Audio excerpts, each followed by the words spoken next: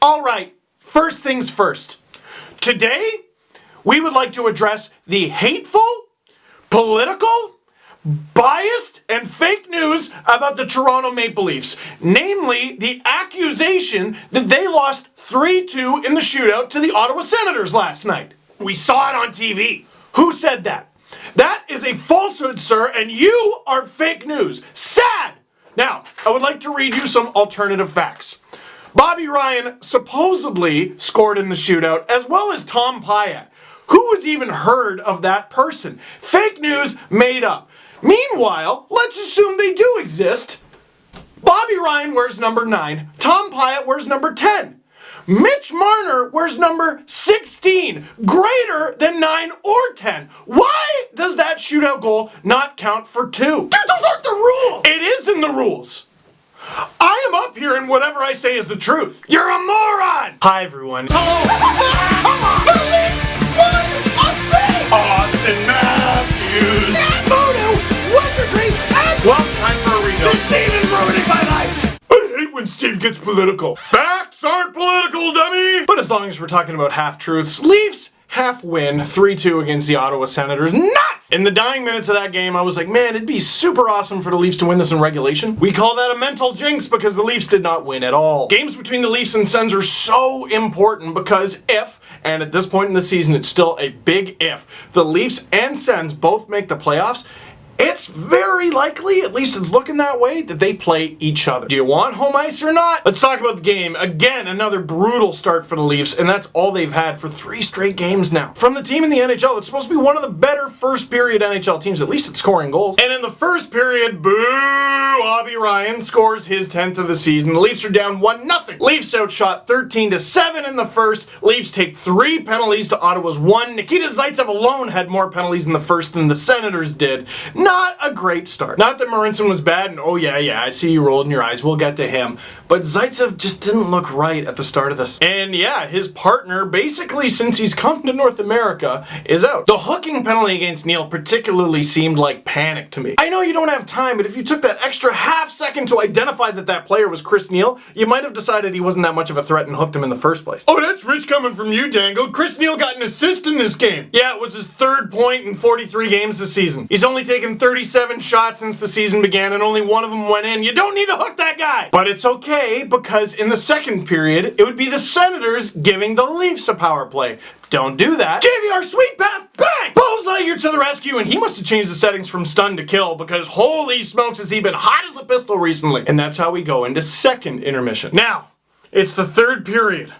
Don't screw this up! Jake Gardiner chips it into the zone, Nazem Kadri gets it. Matt Martin creating a commotion in front, Kadri puts it on, scores! That beats Mike Condon, the Leafs are up 2-1 in the 3rd. Couple things here, the goal light man and Kadri's teammates all seem to think Kadri scored that goal, when in fact that was a nice little tip from Matt Martin. And number 2, this is just a random one for the statistically inclined, NHL.com, which sucks, says that Gardiner got the primary assist. No. The fact is that before Matt Martin, Nazem Kadri was the last Maple Leaf to touch the puck. Saying that Gardiner was the last one is just an alternative fact. Actual fact, Martin Marincin back in this game, which means Frank Corrado is out. Frankie, I'm so sorry. But Marincin looking good, looking okay in this game, that's fine. Alright everyone, don't panic, don't do anything stupid, just close out the game and you will get a huge 2 points over the Ottawa Senators. Marincin flips it over the glass, Ottawa power play.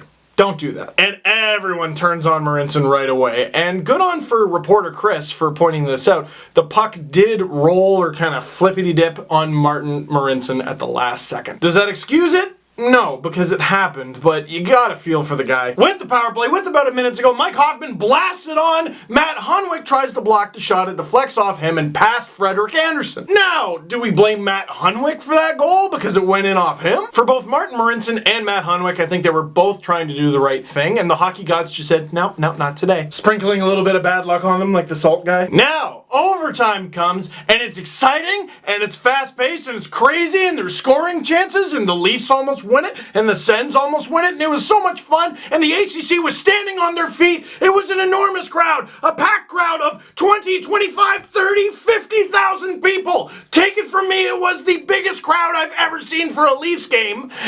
And no goal scored after 5 minutes, so we go to the shootout. Here's an alternative fact, the shootout is good. Here's another one. Most people would prefer to watch a shootout to overtime. So it's a tie game. Bobby Ryan scores for the Sens. Whatever. Mitch Marner scores on Condon, and it was a pretty good goal, and Condon got kind of mad. But whatever. And then Tom Pyatt or something, he scores, and then, you know, so the Sens get the extra point. Steve, you wouldn't be acting this way if the Leafs won. Well, no, fair. I'd have a little extra pep in my step because the Leafs got the extra point. Hooray! That's the team I cheer for. But my happiness over the Leafs' success doesn't make the shootout any less illegitimate. Speaking of illegitimate, Mike Condon's comments after the game were silly. Basically said he was fired up by the fact that Mitch Marner's goal went in because it just made him want to stop the next shot even more. The Leafs win that shootout. How different are those words? I was flustered because the refs got it wrong. They got it wrong in the initial call. I disagree with the review, and we should have won. Because even though it was reviewed, Mike did not condone the referee's decision. I thought it was okay. Yeah, that was the shootout of jokes. So, question of the game. Are you worried at all because the Leafs have... Since the Leafs lost Riley, and I'll count the Sabres game in there because the Leafs were actually losing 2-0 after the first period in that game, the Leafs are 1-1-1. Are you concerned at all? Because they have hit a bit of a dip and they are in a tight playoff race. But prior to the Rangers game, they were 9-1-1 in their last 11. Hell, alternative question, are Leafs fans a little bit spoiled by this year's team? And whether your answer is yes or no, Leafs fans deserve it. And you know what? Leafs fans and Senators fans deserve this Battle of Ontario. Doesn't it feel like it's back? Sens fans are starting to chirp Leafs fans on Twitter like crazy, always talking about Austin Matthews, and I love it! Because for like half a decade, it was just, our team sucks a little bit less. Joke's on you, we're trying to tank! And how about this? After last season, the top 3 teams in the Atlantic, based on points percentage, are Montreal, Ottawa, and Toronto. I have a pretty hard time not getting behind that. Now, tiny bit of news, the Leafs have Seth Griffith back. They got him off waivers from the Panthers. And they immediately assigned him to the Marlies. How are they allowed to do that? I don't know. But Cap Friendly tweeted out a reason, so you should check that out. But he will really help with the offense on the Toronto Marlies with Kasperi Kapanen out of the lineup. By the way, Kasperi Kapanen is out of the lineup long term. So for the short term, Griffith is an AHL bolsterer, but in the long term, he's back on the Leafs depth chart. I just made a video for Sportsnet talking about like how this part of the season gives me the most anxiety because it's this weird no man's land between the Christmas break and the trade deadline. Now, every single move the Leafs make, even a little one like claiming Seth Griffith back on waivers, I'm like, what's this mean? Clearly, Shattenkirk is on the way. Or they just like him and he was available for free. So that is it for this one. Thank you very much for watching. Click like if you like this video. Click subscribe if you really liked it. Tell all your friends. And I will see you next time. Which, by the way, is tomorrow the Leafs take on the Flames.